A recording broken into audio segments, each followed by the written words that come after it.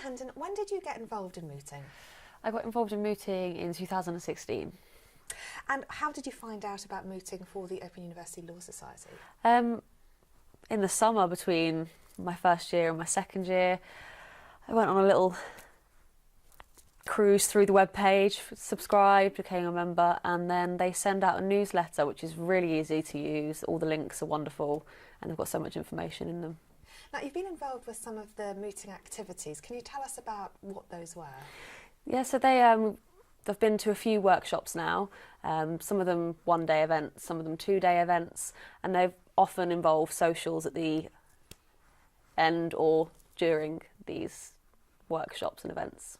And have you ever represented the Open University Law Society for like some of these mooting activities? Yes, I've done 2 competitions so far and I'm in a third at the moment. Did you win? No, unfortunately we didn't win in the 2 that I've been involved in, but we've got high hopes for the third one. Excellent. And I'm sure it's not just the winning that's important, it's the taking part. So tell us about your experience then. It's been really, really positive. Everybody that I've come into contact with through the OULS has been really supportive.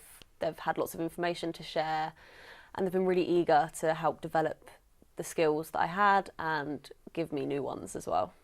And would you recommend that other law students at the Open University should get involved with mooting? Definitely. Even if you aren't looking for a career in law, it's definitely something worth doing because you learn lots of valuable skills. You meet a lot of new people, which is really good when you're doing distance learning. Sometimes you need that human connection. And it sounds like lots of fun. Yes, it is. Abigail Hendon, thank you. Thank you.